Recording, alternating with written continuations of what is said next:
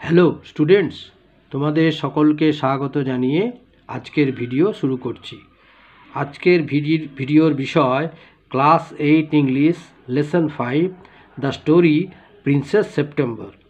এখানে রে and Martin question bank থেকে মডেল কোশ্চেন পেপার নাম্বার 2 তার যে কিছুটা অংশ আমি পড়িয়ে তার অ্যাক্টিভিটিগুলো তোমাদের সলভ করে দেখিয়ে দিচ্ছি। তাহলে চলো বেশি দেরি না করে ভিডিওটি শুরু করা যাক।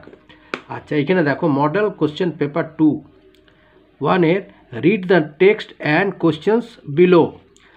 Suddenly September hard a tweet just behind her year. Suddenly মানে হঠাৎ সেপ্টেম্বর শুনতে পেল টুই টুই করে ডাক, মানে পাখির একটা ডাক তার কানের পিছনে। বিহাইন্ড দ্য ইয়ার মানে ঠিক কানের পিছনে শুনতে পেল পাখির ডাক। The bird had come in quietly, পাখিটি নিঃশব্দে প্রবেশ করেছিল।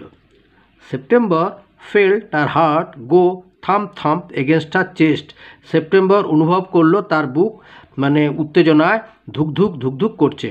And she made up her mind to take no more risk, এবং তিনি স্থির করে নিলেন যে তিনি আর কোনো ঝুঁকি নেবেন না।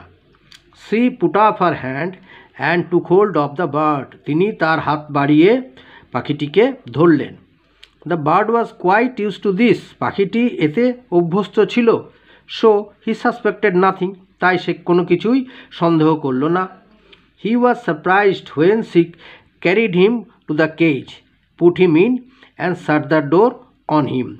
সে তখনই অবাক হয়ে গেল, পাখিটি তখনই অবাক হয়ে গেল, সারপ্রাইজ, যখন মানে প্রিন্সেস সেপ্টেম্বর তাকে খাঁচার কাছে নিয়ে গেল এবং পুটি মিন তাকে খাঁচার মধ্যে পুড়ে ফেললো এবং তারপরে তার অন হিম বলতে তার মুখের উপরই দরজাটা বন্ধ করে দিল। He hopped up on the ivory perch and said what is wrong. সে লাফিয়ে লাফিয়ে, আইভরি পার্চ বলতে হাতির দাঁতের যে দাঁড়, খাঁচার ভিতর যে দাঁড় থাকে যেখানে গিয়ে পাখিরা বসে সেটাকে বলা হয় দাঁড়। তাহলে সে লাফিয়ে লাফিয়ে সে হাতির দাঁতের তৈরি দাঁড়ের উপরে বসলো এবং বলল ভুলটা কোথায় হয়েছে বা ব্যাপারটা কী। September said, some of my mamma's cats are prowling about tonight and I think you are much safer out here.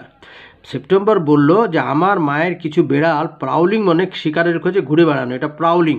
তাহলে আবার আজ রাতে আমার মায়ের কিছু বিড়াল শিকারের খোঁজে রাতে ঘুরে বেড়াবে এবং I think you are much safer out here, এবং আমি মনে করি তুমি এখানে নিরাপদে থাকবে। ঠিক আছে, এইবারে দেখো এখানে যে অ্যাক্টিভিটি দেওয়া আছে, দেখো এতে বলা হচ্ছে tick the correct alternative.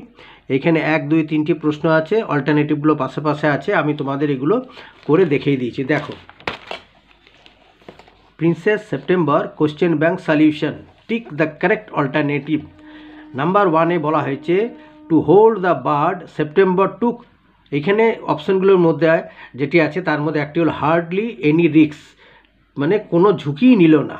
Hardly এটা নেগেটিভ ওয়ার্ড মানে মিনিংয়ের ক্ষেত্রে ব্যবহার হয়। তাহলে টুক হার্ডলি এনি রিস্ক মানে কোনো রকম ঝুঁকি সেপ্টেম্বর আর নিল না। The bird suspected nothing as he was use to it, পাখিটি কোনো কিছুই সন্দেহ করলো না যেহেতু এটাতে সে অভ্যস্ত ছিল। নাম্বার 3-তে বলা হয়েছে মাম্মাস ক্যাটস মুভিং স্টেলদিলি, এবারে মায়ের বিড়ালগুলো আজকে মুভিং স্টেলদিলি এইখানে চুপিসারে ঘুরে বেড়াবে এদিক সেদিক, কিসে কখন না অ্যাট নাইট, রাত্রে বেলায়। আচ্ছা অনুযায়ী তাকে সাজাতে হবে। দাঁড়াও এখানে এটা দেখো rearrange the sentences in correct order, সেটা আমি এখানে করে দিয়েছি, বাক্যগুলো লিখে দিয়েছি এবং তার পাশে পাশে দেখে নিবে তোমরা। The princess decided to take no more risk, তাহলে এটা হচ্ছে নাম্বার 2। নাম্বার 2-এ বলেছে the bird came hopping and sat on the ivory perch, এটা নাম্বার 4। আর নাম্বার 3-তে বলা হয়েছে the bird was astonished when he was put to a cage, এটা নাম্বার 3। আর নাম্বার 4-এ হলো the princess heard a tweet behind, পিছনে শুনতে পেলো, এখানে ইয়ার দেয়নি, খালি বিহাইন্ড, এটা হচ্ছে নাম্বার 1। আর শীতে বলা হয়েছে complete the following sentences with information from the text. Number 1-এ দ্য বার্ড হপড, এখানে সবুজ কালিতে করে আমি ওই শূন্যস্থানগুলোকে পূরণ করে দিয়েছি তথ্য নিয়ে, কোথা থেকে নিয়ে না টেক্সট থেকে, প্যাসেজ থেকে নিয়ে। তাহলে the bird hopped up on the ivory perch and said what is wrong. Number 2-এ বলা হয়েছে she stretched her hand and took hold of the bird.